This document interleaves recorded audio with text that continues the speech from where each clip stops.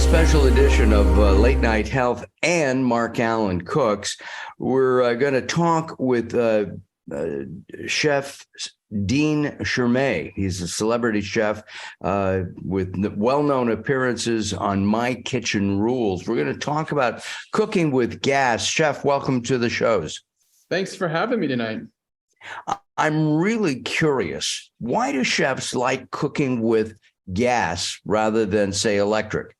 Well, as a chef, it's really all about precision and accuracy in cooking. And when you're cooking with gas and propane, you know that when you turn that flame down, you're going to have the appropriate, accurate heat to heat that pan. Aside from being a professional, being a parent of a 4-year-old, it's nice to know that when I turn off that flame, the heat dissipates fast, unlike those electric cooktops, which tend to stay hotter longer, and little hands seem to find their ways into places they don't belong and end up burning themselves. So as a parent, it gives me peace of mind as well. Absolutely. Chef's hands also find hot burners too. It's just part of the deal. I'm really interested. Is cooking with propane safe? It's incredibly safe. I think it's more about, my job as a chef, a father, and an educator is just to really open people's minds up to understanding how to effectively cook with propane. And that starts with, ventilation and making sure your indoor air quality always stays good, making sure you kick on that hood or at least open the door or a window so you can keep that airflow nice and fresh. And also maintaining your equipment. Most people don't have their oven serviced regularly, understand if it's leaking gas, or cleaning the bits of burnt food off that tend to ignite when you're cooking as well. That's going to, unfortunately, decrease that air quality. Well, I have a built-in kitchen fairy who makes sure that that's not a problem here at my place. I think you're going to need me to I think we're local, so you could just loan me that kitchen fairy because I need one of those. Yeah, I think we are local too. I'm in Thousand Oaks. You're in? I'm in Studio City, so we're right up the street. Yeah, we're just down the street from each other. I've got to ask this question because natural gas has come under fire for having some potential health issues. Is propane better? Is it? Do you know?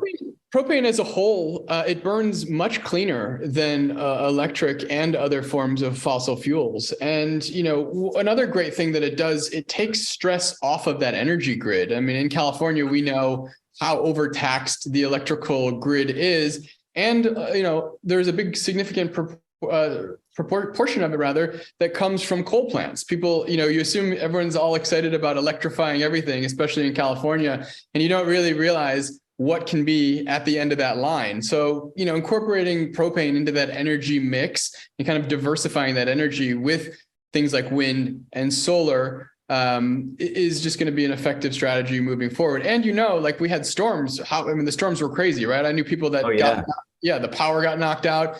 And, with propane, that you always have a reliable backup.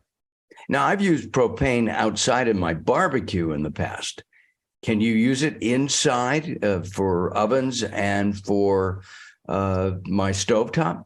Yeah, you could. I mean, you could run your whole house off propane, but especially in the kitchen, it's really effective and it's cost effective as well. I mean, you could power a kitchen with propane with 25 gallons of propane for the entire year. I always think about, when I think about gallons of things, I think about every time I'm at the gas station and I'm pumping 20 gallons of gas into my car every week. So it's a significant trade-off in that respect as well. All right, let's talk about clean cooking. To me, clean cooking means cooking with organic materials, non-GMO. I just read a cereal box that I've been buying for years, and in tiny, tiny type, it says genetically modified. I don't want that for my kids, my family, my friends, or anybody. No, to your point, I think that's where it all starts, is understanding the ingredients that you're cooking with and trying to make sure that you're always picking the most nutritionally dense ingredients to start with. And I always tell people, it doesn't matter, if you don't start with a good product, you're not going to get a good product on the other end, and trying to incorporate that into also teaching people the proper way to cook with those products as well, and understanding which oils you should be cooking with for which processes. If you're going to sear a steak, you're not going to just take olive oil off the counter and crank up the heat, which is going to unfortunately put a bunch of toxins into your air, and it's not going to be a clean cooking process. So for me as a chef and an educator and a father, more importantly, like indoor air quality is incredibly paramount, but also teaching people little tips and tricks to make it effective in their house as well. You just talked about oils. I'm curious, what's your take on canola oil? I'm not a fan of canola oil for sure. There are better high heat options. I'm a big proponent of avocado oil. It's one of the, it's a higher refined oil, which makes it better and suitable for high oil cooking. Canola, I've just never been a fan of it. I think there have been much better options that have come onto the market as of late, for sure. Yeah, I have a doctor friend who calls it a garbage oil, and we shouldn't be eating it at all. But olive oil, avocado oil is great. And I've been trying red palm oil, which is really unique. Palm oil is not good, but red palm oil apparently has a lot of health benefits.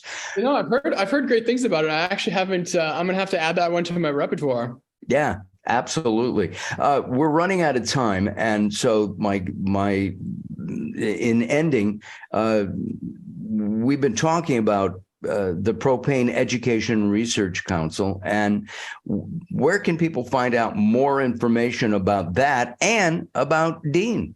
You can go to propane.com/Chef Dean and learn all the great fun facts about propane and how to add that into your energy mix. But also, more importantly, like we're talking about, you can get some great recipes that'll kind of kickstart your year on the right foot.